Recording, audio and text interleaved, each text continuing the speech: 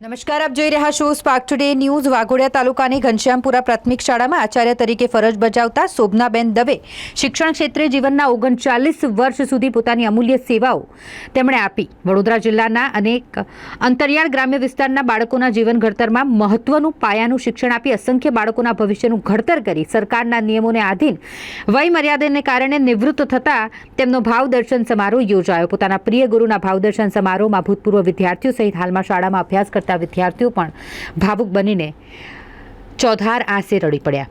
આચાર્ય શોભનાબેનના ભાવદર્શન સમારોહ નિમેટાની મુખ્ય શાળાના ગ્રુપ આચાર્ય દિલીપભાઈના અધ્યક્ષતામાં યોજાયો, જેમાં તાલુકા ભાજપ સંગઠનના મહામંત્રી સંજયભાઈ સોલંકી, નિમેટા ગ્રામ પંચાયતના તલાટી શૈલેન્દ્રસિંહ મકવાણા, સીઆરસી કોર્ડિનેટર પંકજભાઈ, ગામના આગેવાન મેલસિંહ બઢિયાર, વિઠ્ઠલભાઈ સોલંકી તેમજ શાળાના ભૂતપૂર્વ વિદ્યાર્થીઓ, વાલીઓ અને ગ્રામજનો તેમજ આગેવાનો સહિત વધુ લોકોએ ઉપસ્થિત રહ્યા હતા।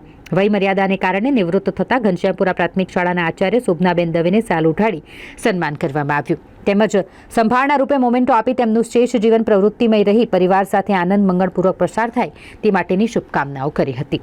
ભાવદર્શન સમારોહનું સફળ સંચાલન ઘનશ્યામપુરા શાળાના શિક્ષક સોનલબેન અને ગ્રામજનો દ્વારા કરવામાં આવ્યું હતું। જગદીશચંદ્ર દવે આપની સેવાકાળ 28/1/1986 થી 31/5/25 દરમિયાન શિક્ષક તરીકે ઉત્તમ ફરજ અદા કરી આપ પ્રેમ અને નિષ્ઠાની મૂર્તિ એવા વિદ્યાર્થીના વંદનીય ગુરુ તથા શિક્ષકોના માર્ગદર્શક એવા શ્રીમતી શોભનાબેન જગદીશચંદ્ર દવેને 39 વર્ષની અવિરત સેવાના અંતિમ દિવસે શબ્દોના સ્નેહ અને સન્માન સભર એવું સન્માનપત્ર અર્પણ કરતા અમારું હૈયું ગદગદિત થાય છે।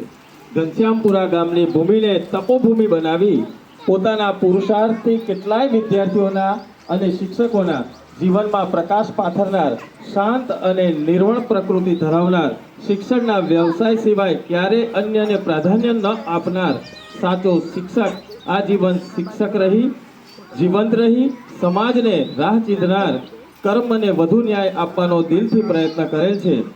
આપ જ્યારે વય નિવૃત્ત થઈ રહ્યા છો ત્યારે આપનું શ્રેષ્ઠ જીવન દીર્ઘ અને નિરામય બને તેવી પ્રાર્થના અને શુભકામનાઓ સાથે ગ્રુપ આચાર્ય શ્રી, ગ્રુપ શાળા પરિવાર, પુનિતનગર, ઘનશ્યામપુરા। જાતને બહુ સાચવવાની હોય છે। અત્યાર સુધી આપણે સમાજ સાચવો, બાળકો સાચવા, શાળા સાચવી, પરિવાર સાચવો, તો પોતાની તંદુરસ્તી, પોતાની મનદુરસ્તી એને પણ આપણે સાચવવાની છે। તો બેનને